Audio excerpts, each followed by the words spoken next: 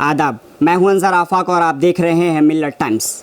जमीयत उलमा हिंद के अध्यक्ष मौलाना अरशद मदनी और आरएसएस के सरसंघ संचालक मोहन भागवत के बीच एक मुलाकात हुई, जिसे लोग अलग अलग नज़रों से देख रहे हैं और इसका अलग अलग मतलब निकाला जा रहा है। हो भी क्यों ना, क्योंकि दोनों एक पुरानी ऑर्गेनाइजेशन है और दोनों के विचार एकदम अलग अलग है। ऐसे में हमारे साथ बातचीत करने के लिए मौजूद है डॉक्टर ज़फ़रुल इस्लाम खान साहब, जो कि दिल्ली माइनॉरिटी कमीशन के अध्यक्ष है। इसके अलावा मारूफ मुस्लिम शख्सियत है। सर, आपका बहुत स्वागत है। शुक्रिया। सबसे पहले हम आपसे ये जानना चाहेंगे कि मोहन भागवत और मौलाना अरशद मदनी के बीच जो मुलाकात हुई उसे आप कैसे देखते हैं? मुलाकात होनी चाहिए थी और अफसोस है कि बहुत देर हो गई।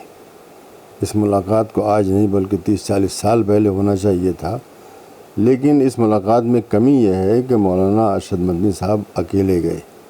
उनको ऐसा नहीं करना चाहिए था, बल्कि दूसरी तंजीमें और दूसरे जो बड़े दानिशवर और हैसियत के मुसलमान हैं 10, 15, 20 आदमी, उनको भी लेकर के जाते तो इस बात का ज़्यादा असर होता और ज़्यादा इसका फ़ायदा होता। लेकिन अपनी जगह पर मिलना बिल्कुल दुरुस्त है और इसमें कोई भी नुकसान नहीं है।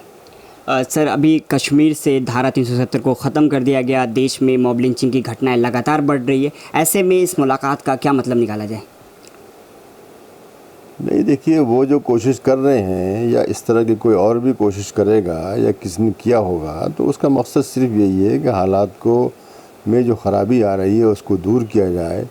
और जिसको आप दुश्मन समझ रहे हैं या जो आपको दुश्मन समझ रहा है, अगर उससे कोई बातचीत होती है, कोई बीच का रास्ता निकलता है और वो समझता है कि भाई ये भी हमको समझ रहे हैं या हमारी बात समझना चाहते हैं, तो उससे कुछ न कुछ फ़ायदा होगा।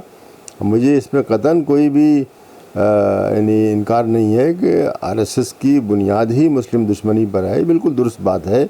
और जो मुल्क में तारीख चली हुई है और ऐसी जगहों पर भी पहुंच गई है जहां पर कि पहले कभी था ही नहीं, मतलब जनूबी हिंदुस्तान में ऐसी चीज़ें थी नहीं। लेकिन आज भी आप देखिए कि कर्नाटक के अंदर एक इतने अजीम मोहसिन और आज़ादी के सबसे पहले मुजाहिद टीपू सुल्तान का मसला ऐसा गंभीर बना दिया गया है जैसे कि वो हिंदू दुश्मन हो, जबकि बिल्कुल गलत बात है। ये सब इस प्रोपेगेंडे की वजह से हुआ है।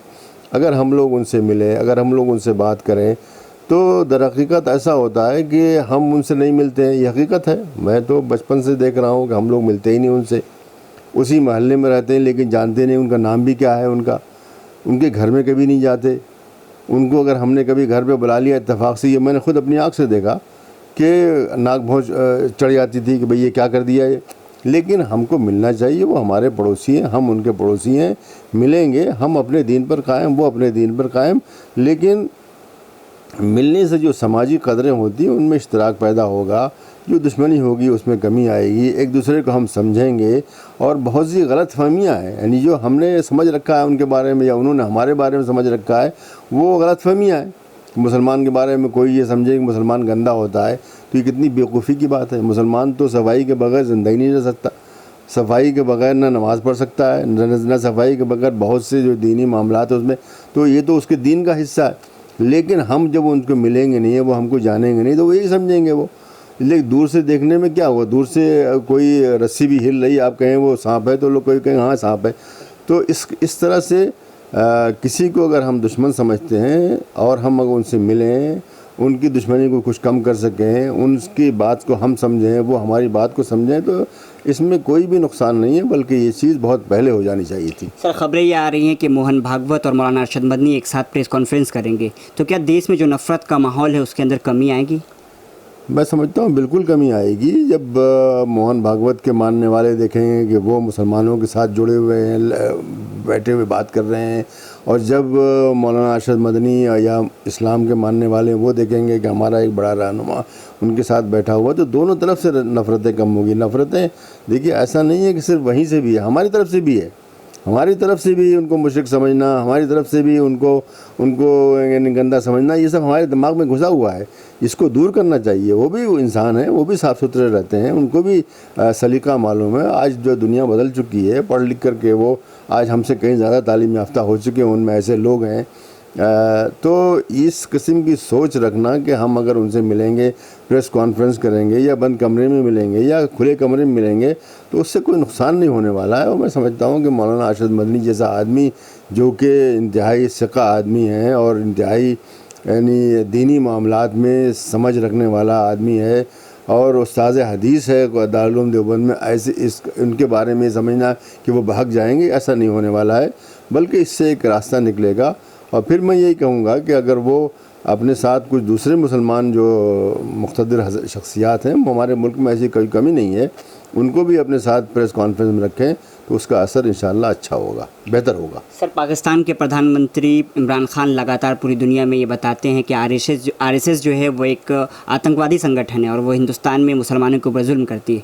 तो क्या ऐसे में इस मुलाकात को ये माना जाए कि आरएसएस जो है वो पूरी दुनिया को दिखाना चाहती है कि पाकिस्तान के प्रधानमंत्री जो कह रहे हैं वो झूठ है, बल्कि सच ये है कि हिंदू मुसलमान यहाँ साथ साथ रहते हैं? भाई देखिए, पाकिस्तान के प्रधानमंत्री क्या कह रहे हैं या नहीं कह रहे हैं, हमको उससे कोई लेना देना नहीं है। और मैं नहीं समझता कि मौलाना अरशद मदनी इतने बच्चे हैं कि वहाँ की कोई बात निकली तो वो फ़ौरन जो है अपना रुख बदल लेंगे, अपना क़िबला बदल लेंगे, ऐसा नहीं है। जो चीज़ आई है वो मैं समझता हूँ कि बहुत सोच समझ के आई है, और बल्कि मैंने जो नहीं सर, इसमें ऐसा कहा जा रहा है कि पहल जो किया गया था वो आरएसएस की तरफ से किया गया था इस मीटिंग का। सही है, लेकिन जहाँ तक मेरी समझ में आया है या मुझे मालूम हुआ है कि कई साल से मामला चल रहा था, यानी उस वक्त से भी चल रहा था जबकि इमरान खान वज़ीर-ए-आज़म बने भी नहीं थे। तो ये ऐसा सोचना कि वहाँ कुछ कोई बोल रहा है, चीन में कोई बोल रहा है, चाहे अमेरिका में कोई बोल रहा है या पाकिस्तान में कोई बोल रहा है, उसकी वजह से हमारा जो है कोई भी रिएक्शन नहीं होना चाहिए और ना सोचना चाहिए उन्हें क्या फ़ायदा। मुमकिन है उन्हें कोई वक्ती फ़ायदा मिल जाए, कोई फ़र्क नहीं पड़ता, लेकिन हमारा मसला है कि हमारा यहाँ जो घर है उसको हमको ठीक करना है, एक ऐसी हालत पैदा करनी है, एक ऐसी ज़िंदगी हमको यहाँ पैदा करनी है जिसमें कि हम अमन और सुकून के साथ तरक्की कर सकें। और मैं समझता हूँ कि हमारे हिंदू भाई भी समझेंगे या समझ रहे होंगे कि अगर ये इतनी बड़ी अक़लियत है, 14-15% अक़लियत है, अगर ये खुश नहीं है तो मुल्क तरक्की नहीं करेगा। हम आज बहुत बोल रहे हैं कि 7% से कम होकर के 5% पे आ गई। अगर 15% मुल्क के लोग जो है सही तरीके से इक़्तिसादी जो भी जो सरगर्मी है उसमें हिस्सा नहीं लेंगे तो उसका क्या मतलब है? 5 तो क्या बल्कि वो -5 पहुंच जाएगा वो। इसलिए उनका भी ये मानना होगा, मैं समझता हूँ। और मुझसे भी कभी कभी मुलाकात होती है, ऐसा नहीं है, मुझसे भी उस लेवल पे तो मैंने कभी मुलाकात नहीं की है, लेकिन उससे छोटे लेवल पे और संजीदा सोचने वाले लोग हैं, वो इस तरह की बात नहीं सोचते हैं। और अगर कभी बात भी आती है तो वो ये कहते हैं कि बेवकूफ़ लोगों की बात है ये।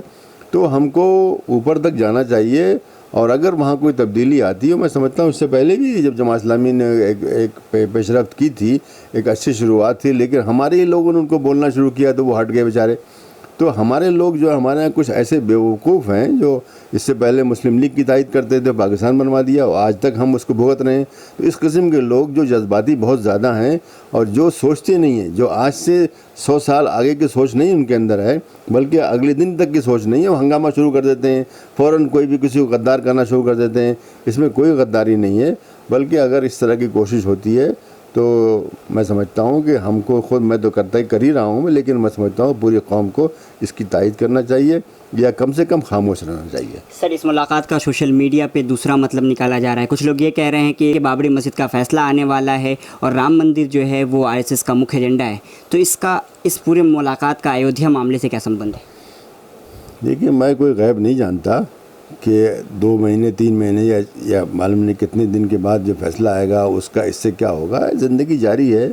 आज भी हम जो है आज का दिन हमने गुजारा है, उसमें कुछ काम किया है, कुछ नहीं भी किया है, कल करेंगे। तो अब वो जो आता है वो देखा जाएगा। आज जो लड़ाई हो रही है वो सुप्रीम कोर्ट में हो रही है और दोनों फरीक बिल्कुल यानी संजीदगी के साथ अपनी अपनी बात रख रहे हैं, और मैं समझता हूँ कोर्ट भी बहुत ही संजीदगी के साथ उसको सुन रही है और सवालात कर रही है। इसलिए अभी से ये फ़ैसला कर देना कि इसमें कुछ होने वाला है, जो कुछ होने वाला है इस मामले में अब कोर्ट में होने वाला है। इसलिए कि इससे पहले उन्होंने कोशिश की थी कि किसी तरह से बाहमी रजामंदी से कुछ हो जाए, कमेटी भी बनाई थी उसके लिए मुसालहत की, लेकिन वो नाकाम हो गई। तो अब फैसला सुप्रीम कोर्ट का आना है। सुप्रीम कोर्ट, मैं नहीं समझता सुप्रीम कोर्ट में मोहन भगत की चलेगी या मौलाना अरशद की चलेगी, ऐसा नहीं है। सुप्रीम कोर्ट में इस वक्त 7-8 जज बैठे हुए हैं और वो बैठकर सब समझदार हैं और बहुत ही सीनियर जज हैं, उनके पास 30-40 साल का उनका तजुर्बा है। तो उस तजुर्बे की वजह से वो कुछ फ़ैसला करेंगे, क्या करेंगे मैं नहीं कह सकता, लेकिन मैं समझता हूँ कि उसका ताल्लुक़ यकीनन उन दस्तावेज़ों और उन सबूतों से ज़रूर होगा जो कि उनके सामने पेश की जा रही हैं। सर, बहुत शुक्रिया हमसे बातचीत करने के लिए। मिलत टाइम्स की वीडियोस देखने के लिए यहाँ क्लिक करके सब्सक्राइब करें और हाँ, बेल आइकन जरूर दबाएं। अगर फेसबुक पर देख रहे हैं तो पेज लाइक करें। ताज़ा तरीन खबरों और मज़ामीन के लिए विजिट करें हमारी वेबसाइट www.millettimes.com। हमारी ये वेबसाइट उर्दू, हिंदी, इंग्लिश तीनों लैंग्वेज में मौजूद है।